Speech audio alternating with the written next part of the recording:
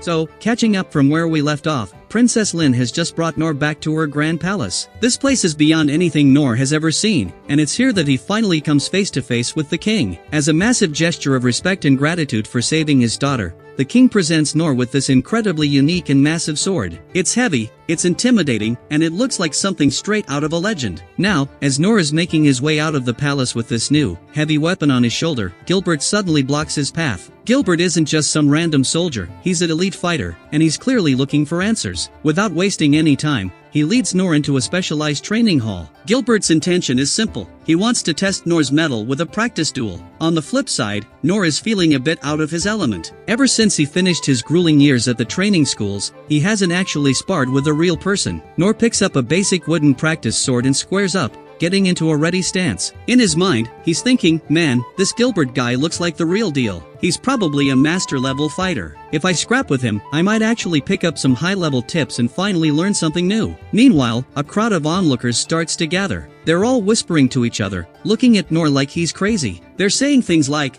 who is this random kid? Does he seriously think he can last more than a second against Captain Gilbert? This is gonna be a total blowout. The fight kicks off, and Gilbert doesn't hold back. He starts lunging with his spear, thrusting and swinging with insane precision. He's throwing out a non-stop barrage of attacks, but to everyone's surprise, Noor is just moving. He's calmly stepping side to side, dodging every single one of those lethal-looking strikes with zero effort. Internally, Noor is actually praising Gilbert. He's thinking, wow, his footwork is sharp, and his strikes are so focused. He must have spent his whole life training for this. But at the same time, Noor is a bit confused. To him, these attacks feel like they're moving in slow motion. He starts thinking, maybe he's just being nice? He's probably holding back 90% of his power so he doesn't accidentally hurt me. Yeah, that must be it. So, Noor actually speaks up mid-fight and tells Gilbert, hey, listen, you don't have to go easy on me. You can turn up the heat. Show me your real speed. I can take it. Gilbert is taken aback. He was already pushing himself,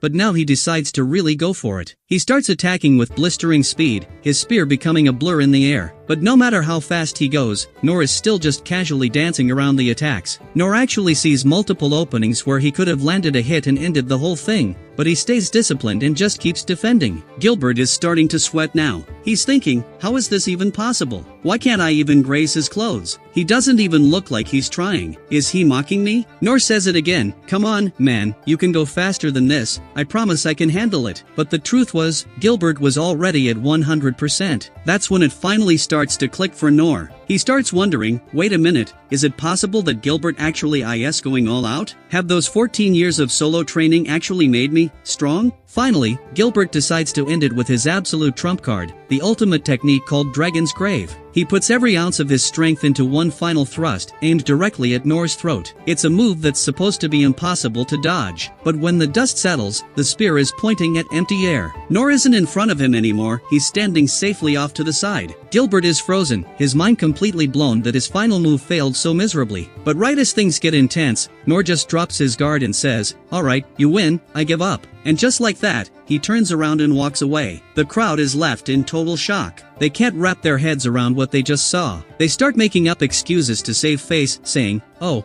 it must have been a practice spear, that's why he didn't get hurt. If that were a real weapon, his head would have been rolling on the floor by now. After this, we get a deep dive into Gilbert's backstory to understand why he's so obsessed with power. Gilbert was a total prodigy from day one. Nobody could touch him with a spear. He spent years traveling from one town to the next, challenging the strongest warriors he could find. But he never found a challenge. He eventually moved to the royal capital and defeated every single top-tier fighter there too. He was so good that he was bored out of his mind. An old man eventually told him that a war was coming and that the capital was where the real monsters were gathering. Gilbert joined the military and started taking down high-level demons, but even then, he felt nothing. It was too easy. One day, Sig, the master of the sword school, who was basically a legend known as the Sword Sovereign, came to talk to him. People had given Gilbert the title of Spear Sovereign, but he hated it because it felt unearned since no one could actually fight him. Sig asked him why he doesn't challenge Ines, but Gilbert knew that while Ines is tough, in a fair fight, he'd still come out on top. Gilbert told Sig, you must be bored too, right? Training these weak soldiers who don't even have a fraction of your power.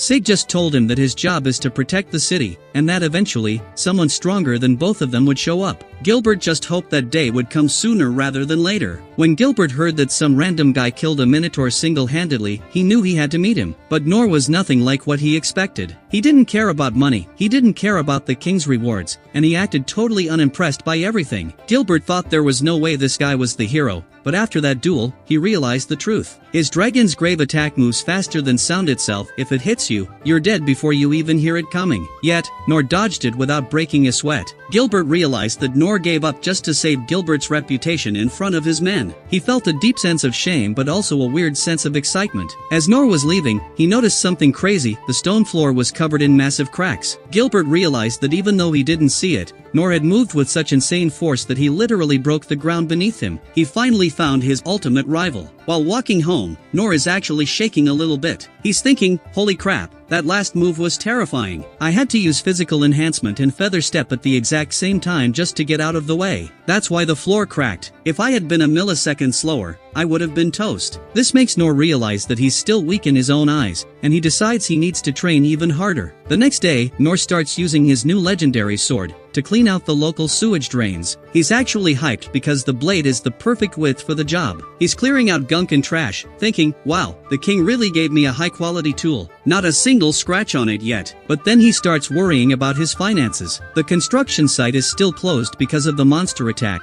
and he's thinking he might run out of work. He starts coming up with crazy ideas for the sword. Maybe he can use it as a boat or a pizza peel or a cooking spatula. But he realizes he doesn't have a boat, an oven, or enough fire magic to actually cook anything. Suddenly, Princess Lin appears out of nowhere again. Nor is surprised and asks what she's doing there. Lin drops a huge request. She wants to be his personal assistant. She promises to help him with his manual labor, his chores, and his everyday tasks, as long as she can watch him and learn his secret techniques. She even says she won't be a distraction and just wants to be near him. Nor immediately says no. He's like, look, I'm just a guy doing odd jobs. I don't have anything to teach you. Lin tries to flex her resume, mentioning she was the top student in all 6 training schools, but Nor isn't moved. He tells her he doesn't need help and she should go back to the palace. Even when she says her parents will pay him a massive teaching fee, he still turns her down. Lin gets so discouraged she looks like she's about to cry. To prove she's not just some spoiled princess, she decides to show off her high-level magic. She pulls out her wand and casts Ice Dance, creating a storm of frozen daggers in the air. Then she blasts Hellfire, which is her ultimate fire move. She follows that up by slicing a huge tree with Mist Blade and then calling down a literal bolt of lightning with Divine Slash. Nor is standing there with his jaw on the floor. He's thinking, holy cow, her magic is insane. She's way more powerful than I am. This only makes him more certain that he can't be her teacher. He tells her, see, your techniques are amazing. I'm just a guy who knows the basics. I have nothing to offer you. Lin won't take no for an answer. She keeps pushing and pushing. Finally, Nor decides to show her just how weak he really is so she'll leave him alone. He shows her his tiny flame skill, the one he's been practicing for years. When Lin sees it, her whole world changes. She remembers the stories the masters told about a boy with 0 talent, a story everyone thought was a myth. But seeing Nor's tiny flame, she realizes it's not a myth at all.